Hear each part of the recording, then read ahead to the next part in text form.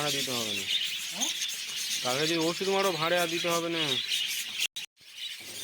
High friend, Ghorami bird farm YouTube চ্যানেলে তোমাদেরকে স্বাগত জানাই। এই ভিডিওতে আরও একটা নতুন টপিক নিয়ে আলোচনা করব, যেখানে পাখির ঘর থেকে কীভাবে তোমরা পোকাগুলোকে তাড়িয়ে দেবে। তবে তার আগে যারা নতুন দর্শক বন্ধু রয়েছে, প্রত্যেকের কাছে অনুরোধ, তোমরা অবশ্যই চ্যানেলটি সাবস্ক্রাইব করো, ভিডিওতে লাইক করো এবং কমেন্ট করো ভিডিওগুলো কেমন লাগছে। তোমরা অনেকে লক্ষ্য করে থাকবে যে তোমাদের পাখির ঘরে যে ছোট ছোট কালো কালো পোকা হয়, আবার অনেক ক্ষেত্রে কি হয়, পোকা এতটা পরিমাণে সূক্ষ্ম থাকে যে পোকাগুলো তোমরা খালি চোখে দেখতে পাও না, অথচ পোকাগুলো কিন্তু পাখিদের শরীরের মধ্যে যে পালকগুলো থাকে সেই পালকগুলোকে নষ্ট করে দেয়। এর ফলে একটি ভালো পাখির দাম অনেকটা কমে যায়। এর ফলে বিজনেস যারা করছে তাদের বিজনেসের ক্ষেত্রে অনেকটা লস হয়। আমি আমার পাখির ঘরে অন্যান্য ওষুধের সঙ্গে এই ওষুধটাও কিন্তু স্প্রে হিসাবে ব্যবহার করি। এটি একটি বিষ, এটি সব সময় চেষ্টা করবে যে বাচ্চাদের থেকে দূরে রাখার জন্য। এই ওষুধের নামটা আমি শেষের দিকে বলছি। এই ওষুধটা ব্যবহার করতে হলে পাখিদের ঘরে যে সমস্ত জল এবং দানা এবং অন্যান্য যে খাবারগুলো রয়েছে সেগুলো কিন্তু আগে থেকে বের করে নিতে হবে, এবং সবচেয়ে ভালো হবে যদি তোমরা পাখির ঘরটা ঝাঁট দিয়ে পরিষ্কার করতে পারো। এর ফলে কি হয়, যে যে সমস্ত ছোট ছোট দানা বা যে নোংরা আবর্জনাগুলো থাকে সেগুলো কিন্তু প্রথমে পরিষ্কার হয়ে যায়। তারপরে আমরা এই ওষুধটা বালতিতে গুলে পাখির ঘরের চারদিকে স্প্রে করতে পারি। এই ওষুধ যদি পাখির খাবারের মধ্যে পড়ে সেক্ষেত্রে পাখিদের পায়খানার প্রবলেমটা হবে এবং পাখিদের ক্ষেত্রে সমস্যা তৈরি হতে পারে। দেখো, আমার এই পাখি ঘরে কিন্তু এই যে ছোটো ছোটো বাচ্চাগুলো হয়েছে, এই বাচ্চাগুলোর লোম অর্থাৎ পালক তৈরি হয়েছে। আবার এই ঘরটাতে দেখো পাখিদের কিছু কিছু পালক কাটা পড়েছে। কিন্তু যদি তোমরা এই ওষুধটা রেগুলার স্প্রে করো, অর্থাৎ সপ্তাহে পরপর 2 দিন স্প্রে করবে, তারপরে সপ্তাহে আবার পরপর 2 দিন স্প্রে করবে, তখন দেখবে তোমরা অনেকটা ভালো পরিমাণে রেজাল্ট পাচ্ছ। এই ওষুধটা কিন্তু পাখিদের গায়ে এবং পাখির যে ঘরের মেঝে এবং উপরের অংশটা রয়েছে সেই উপরের অংশগুলোকেও স্প্রে করার প্রয়োজন রয়েছে। তোমরা এই ওষুধটা স্প্রে করতে চাইলে 10 লিটার জলে 10 ml গুলে এই ওষুধটা স্প্রে করবে। এবং এই ওষুধটার নামটাও বলে দিই, এটি হলো ক্লিনার। ব্যবহার করেছি আমরা অনেক সময়, প্রথম সপ্তাহে ক্লিনার ব্যবহার করলাম পরপর 2 দিন, পরের সপ্তাহে বুটেক্স ব্যবহার করো পরপর 2 দিন। এছাড়া যদি পাখির ঘরের মধ্যে তোমাদের ছোট ছোট পিঁপড়ে হয়ে থাকে, সেই পিঁপড়েদের জন্য কিন্তু তোমরা টিক্কিল বলে এক ধরনের পাউডার পাওয়া যায়, সেই পাউডারটা ব্যবহার করতে পারো, অনেক ভালো বেনিফিট পাবে।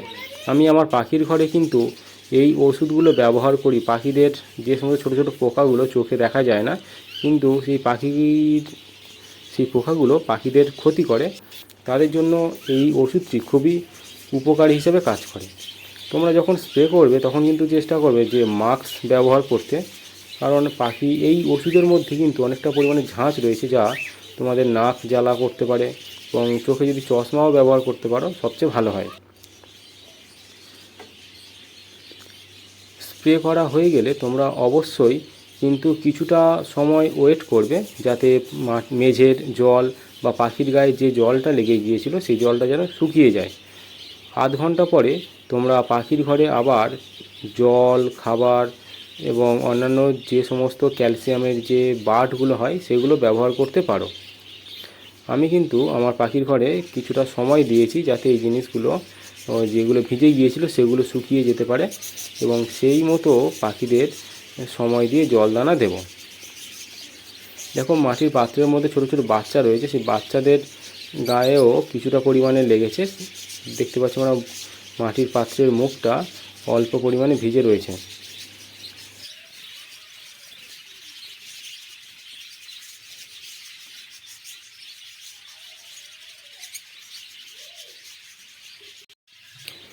এই ঘরটার মেঝে দেখো পরিষ্কার করে করা হয়েছিল, তবুও কিছু পরিমাণে নোংরা আবর্জনা থেকে গিয়েছে, যেহেতু স্প্রে করার পরে ওদের মাটির পাত্র থেকে ওদের পটির যে নোংরা অংশগুলো জমা ছিল সেগুলো ওরা দাঁত দিয়ে ফেলে দিয়েছে। সেই জন্য ঘরটা একটু নোংরা হয়ে রয়েছে। আর এই দেখো যেহেতু স্প্রে করা হয়েছিল তখন কিন্তু প্রত্যেকটা ঘরে জলগুলোকে ঢাকা দেওয়া হয়েছিল যাতে ওষুধ জলের মধ্যে প্রবেশ করতে না পারে, এবং দানার যে অংশগুলো সেগুলো কিন্তু উপুর করে অর্থাৎ উল্টো করে রাখা হয়েছিল যাতে ওগুলো ভিজে না যায় এবং ওর মধ্যে বিষ জাতীয় ওষুধ সব প্রবেশ করতে না পারে। তোমরা এই জিনিসগুলো কিন্তু একটু খেয়াল রাখবে, কারণ এগুলো যেহেতু বিষ জাতীয় জিনিস। দেখো আরও একটা ঘরের মধ্যে উল্টো করে রাখা ছিল। আমার পাখির ঘরে মাঝখানে এক জোড়া করে পাখি রাখা হয়েছিল, যেহেতু ওই ঘরটা নষ্ট হয়ে গিয়েছে ফের আবার নতুন করে একটা ওই পাখিগুলোকে নিয়ে আলাদা আলাদা কম্পার্টমেন্ট অর্থাৎ কলোনি তৈরি করা হয়েছে, যেখানে 10 জোড়া থেকে 12 জোড়া করে পাখি রাখা হয়েছে। তোমরা স্প্রে করার সময় এই জিনিসগুলো খেয়াল রাখবে, আর চেষ্টা করবে যে শুকনো পাত্রের মধ্যে দানাগুলো দিতে, এবং জলগুলো যেন পর্যাপ্ত পরিমাণে পাখির ঘরে দেওয়া হয়।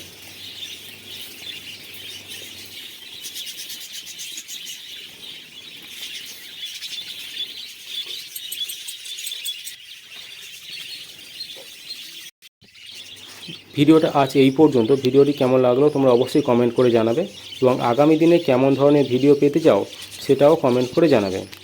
এই ভিডিওর মাধ্যমে চেষ্টা করলাম পাখির ঘর থেকে কীভাবে পোকাগুলোকে দূর করা যায় তার একটা সাধারণ ধারণা দিতে। ভিডিওটি শেষ পর্যন্ত দেখার জন্য সকলকে অসংখ্য ধন্যবাদ।